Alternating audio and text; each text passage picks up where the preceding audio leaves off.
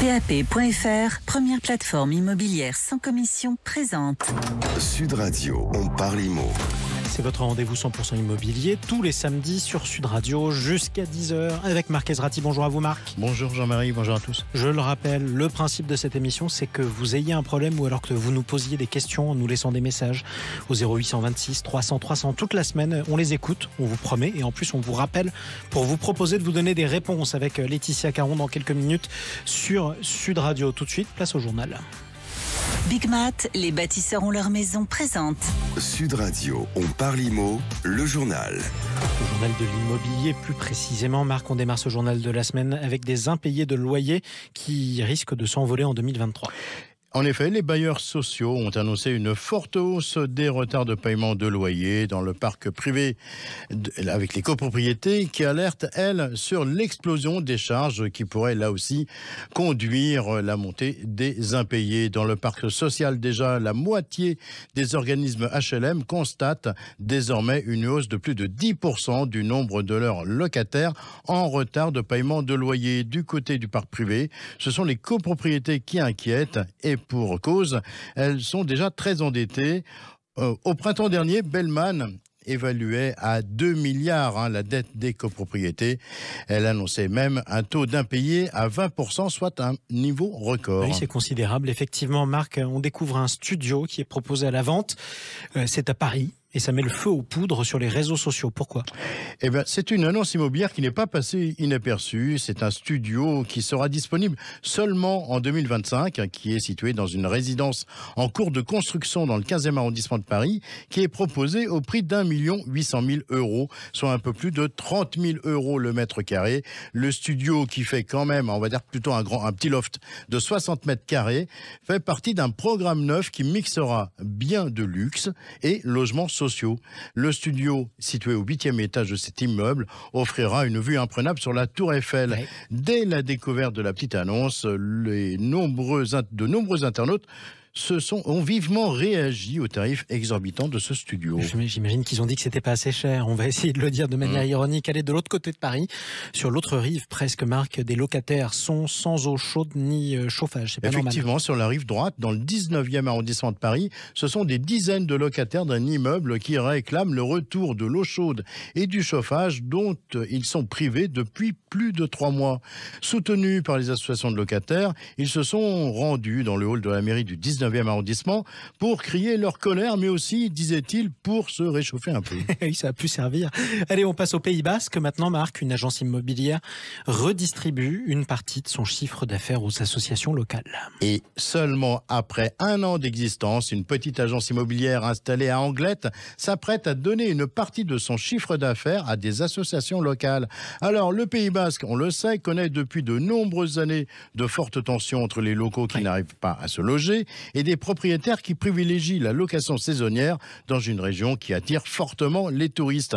Les agences immobilières sont donc logiquement les premières à trinquer et de nombreuses d'entre elles font l'objet de menaces et autres tags. L'agence immobilière d'Anglette compte donc reverser 1/4 de son chiffre d'affaires pour des associations qui militent pour le droit au logement ou qui défendent la langue et les traditions basques. Oui, c'est étonnant. En tout cas, c'est une manière aussi d'acheter sa tranquillité. On peut le dire comme ça. On poursuit, Marc, avec une série Netflix qui fait bondir le nombre de recherches d'appartements à Paris. Et cette série, vous l'aurez deviné, c'est Emily in Paris. Elle est particulièrement prisée sur la plateforme de streaming et influencerait la demande de location et d'achat des Britanniques et des Américains dans la capitale. Ainsi, le 23 décembre dernier, le jour de la sortie de la saison 3 d'Emily in Paris, les Américains et les Britanniques se sont littéralement jetés sur les annonces de logement au cœur de la capitale. Selon le site d'estimation immobilier anglais GetAgent, excusez-moi pour mon accent anglais, les recherches en ligne ont explosé avec une augmentation estimé à quand même 1400%. Oui, enfin c'est comme si on voulait tous acheter en Nouvelle-Zélande parce qu'on a regardé Le Seigneur des Anneaux. Ils risquent d'être un petit peu déçus de ce qu'ils vont découvrir. Merci à vous Marc Ezrati. Tout de suite, la Minute Viager. Avec notre partenaire Senior Consulting Group, cette semaine, on découvre le rôle du notaire dans une vente en viager, Marc. Et comme dans le cadre de toute vente immobilière, le notaire a toute sa part à la transaction. Il a d'abord un rôle de conseil sur les questions fiscales, patrimoniales et successorales relatives à l'opération. Ensuite, c'est lui qui a le pouvoir d'authentifier les actes et de garantir la sécurité juridique des parties en apposant son sceau et sa signature sur l'acte de vente qu'on appelle bailleur, acte authentique. Enfin, en cas de vente avec rente, et la rente étant considérée comme une dette de l'acquéreur vis-à-vis du vendeur, le notaire remettra à ce dernier une copie exécutoire de la vente qui lui permettra de faire appliquer l'ensemble des clauses spécifiques à la rente. Et notamment, bien sûr, son paiement. Si celui-ci fait défaut, le vendeur pourra alors actionner la clause résolutoire et faire annuler la vente. Le notaire se chargera enfin des formalités d'enregistrement de la vente auprès du service de publicité foncière, ce qu'on appelle aussi le privilège du vendeur. Mais écoutez, à tout privilège, tout honneur. Merci beaucoup Marc Ezrati, restez avec nous. On part à la montagne dans un instant avec Laetitia Caron de PAP. On va se poser une question, tiens, alors qu'il y a de moins en moins de neige, en tout cas hiver après hiver. Est-ce qu'il faut toujours ou pas investir à la montagne? On en parle dans un instant sur Sud Radio. Sud Radio, le Mac de l'Imo, décryptage et tendance de l'immobilier.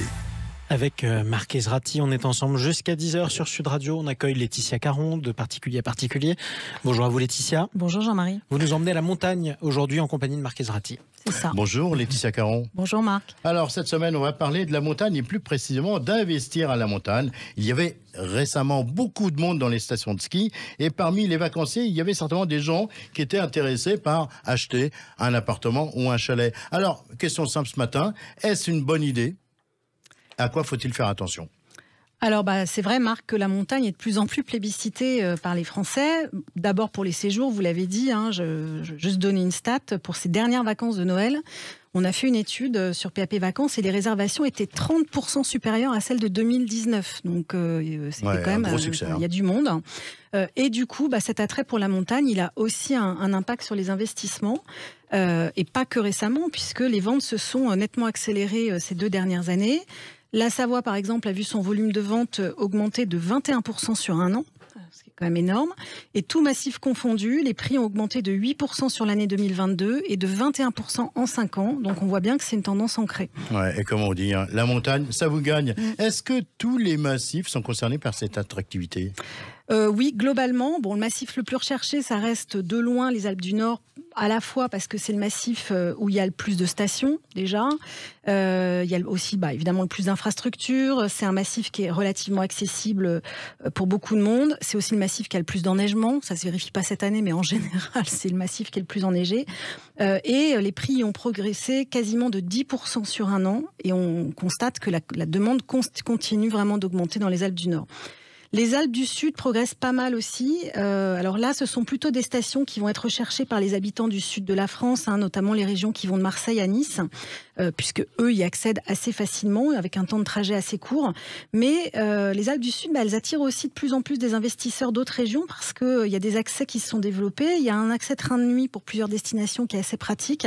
Et puis la région du Sud a mis en place une offre de navette depuis la gare d'Aix et l'aéroport de Marseille qui facilite l'accès. Donc ça, c'est des raisons d'accessibilité. Il y a aussi une raison tout à fait pratique, c'est que les prix sont 2 fois moins chers que dans les Alpes du Nord en moyenne. Donc ce sont des stations qui sont plus accessibles.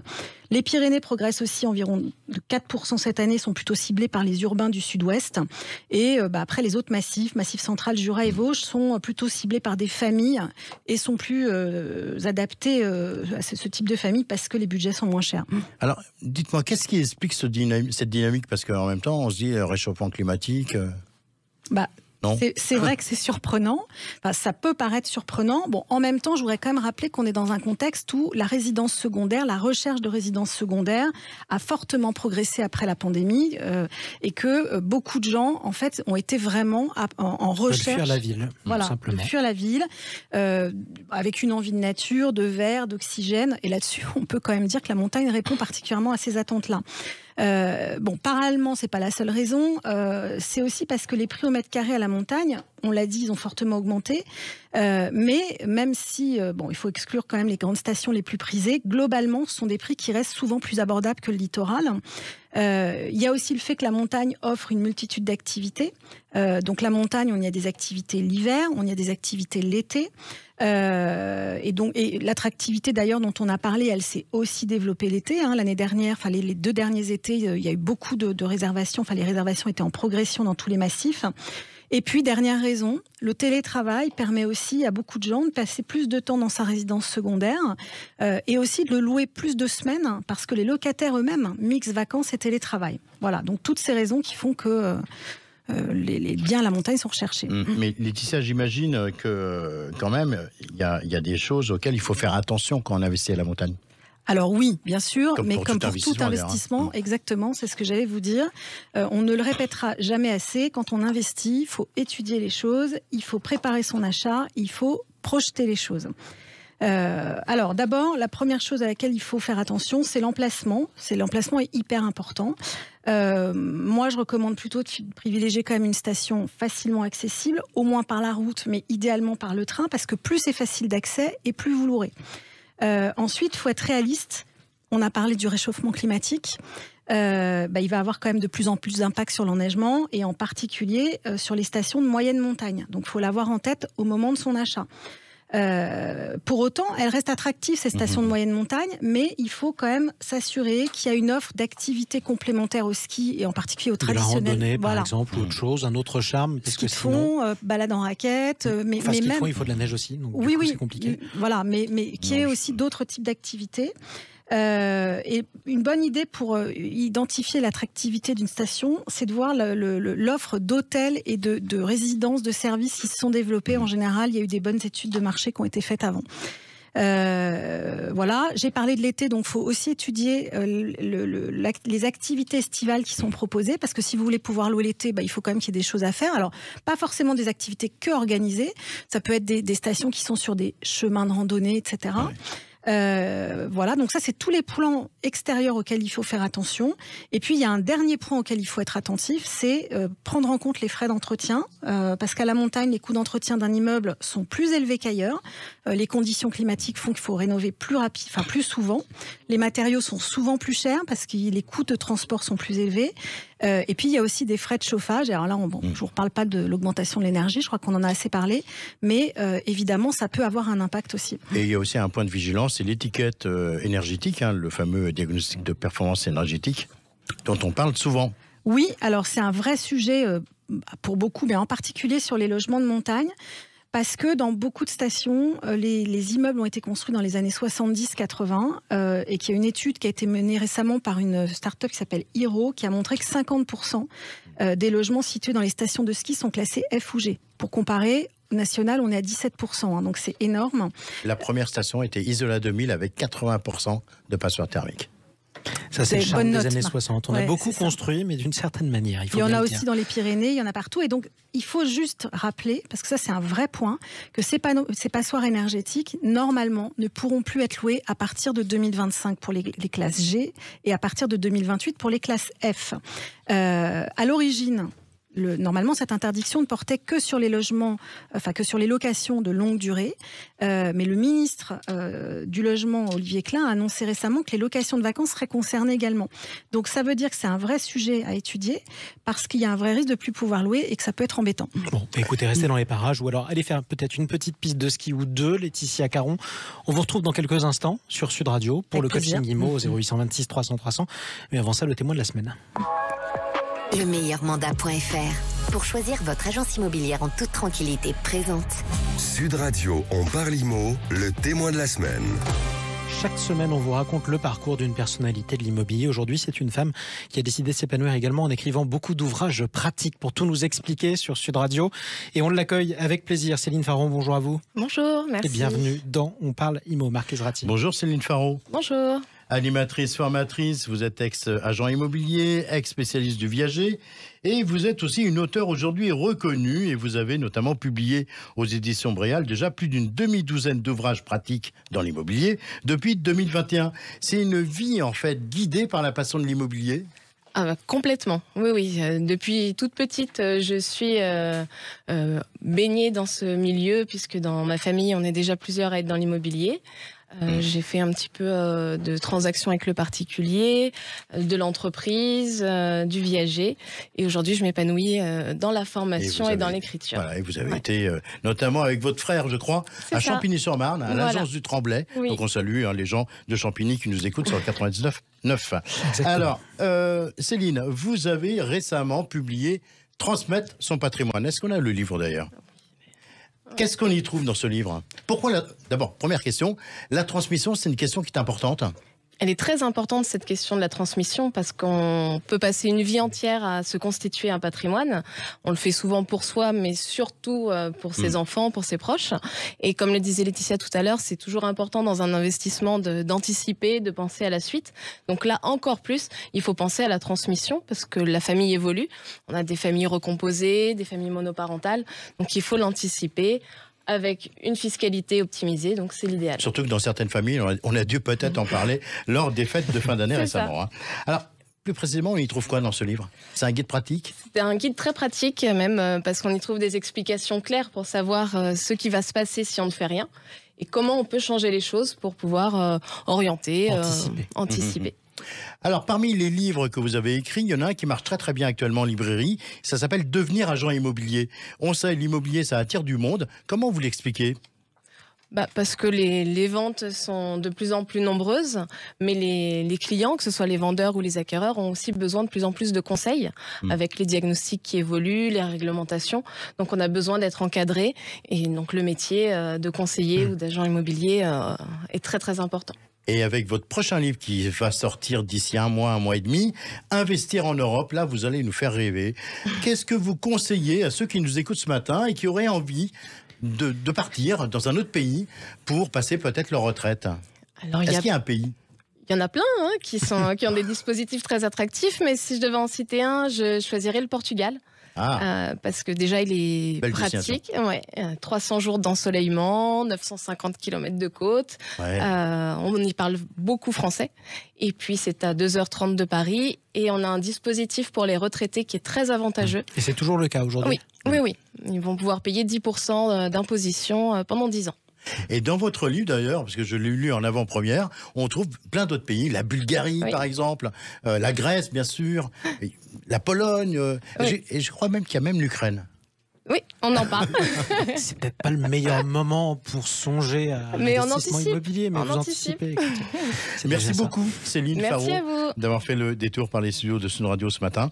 On vous souhaite, on en profite, c'est encore temps de vous souhaiter une très belle année 2023. À vous aussi, merci. À très bientôt, très bon week-end. À très vite, revenez quand vous voulez dans On parle immo, évidemment, sur Sud Radio. Allez, restez avec nous sur Sud Radio 0826 300 300. Vous possédez ou alors vous louez un bien immobilier, vous avez un problème, une question, un problème à résoudre tout simplement, vous nous appelez, vous nous posez votre question. Laetitia Caron vous répond dans un instant sur Sud Radio. À tout de suite. PAP.fr, première plateforme immobilière sans commission présente. Sud Radio, on parle immo. Votre rendez-vous 100% immobilier sur Sud Radio jusqu'à 10h comme tous les samedis avec Marc Ezrati, avec Laetitia Caron qui est toujours avec nous pour particulier à particulier, et avec vous qui nous écoutez sur Sud Radio et qui composez le 0826 300 300 quand vous avez une question, un éclaircissement dont vous avez besoin. Aujourd'hui on retrouve Laure. Bonjour à vous Laure. Oui, bonjour. Et bienvenue sur Sud Radio, vous êtes avec Marc Ezrati. Bonjour Laure. Alors dites-moi, qu'est-ce qui nous vaut votre appel ce matin ? Alors moi je me permets de vous appeler parce qu'en fait je suis propriétaire d'un studio que je loue à un monsieur depuis maintenant 6 ans. Celui-ci m'a informé qu'il souhaitait quitter le logement, mais le souci c'est qu'il ne veut pas me laisser faire les visites. Et moi j'ai besoin de le relouer rapidement puisque les loyers me permettent de régler mes mensualités. Alors on va poser la question à Laetitia. Bonjour, rebonjour. Laetitia, ce que soulève Laure, c'est un problème qu'on rencontre fréquemment et qui peut finir en rapport de force.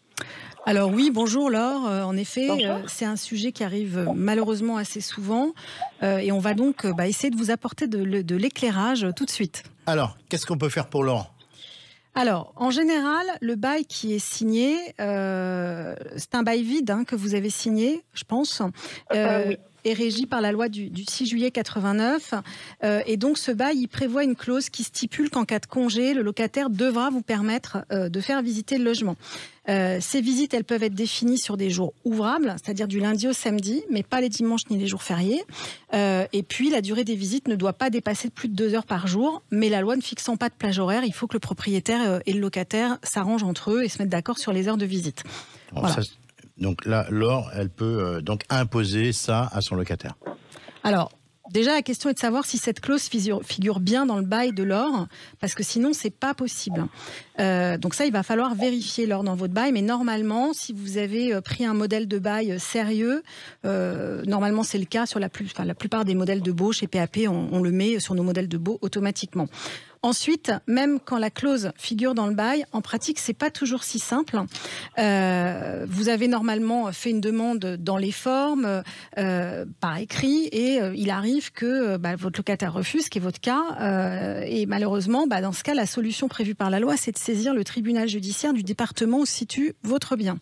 Bon, je vais pas vous le cacher. Comme le préavis est d'1 mois, saisir le tribunal, ça va pas être très efficace parce que ça sera trop long. D'autant que dans la plupart des agglomérations, donc vous c'est 1 mois, mais c'est le cas de la plupart des agglomérations aussi aujourd'hui. Voilà, donc c'est pas forcément efficace. Moi j'ai une petite question, vous l'avez contacté comment votre propriétaire Laure là ? Je lui ai adressé un courrier.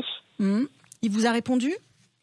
Oui, il m'a répondu en me disant que ça l'arrangeait pas du tout de me permettre de faire des visites et qu'il préférait qu'on attende la fin de son préavis. Ok.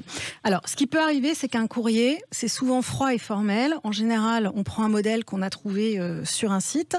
Et du coup, quand le locataire le lit, il retient juste qu'il doit vous laisser venir chez lui 2 heures par jour, que ça l'arrange pas et que ça le braque. Bon. Moi, ce que je vous conseille, c'est d'essayer de l'appeler et d'échanger par téléphone. D'abord parce que ça peut faciliter la communication. En général, on est un peu plus soft au téléphone.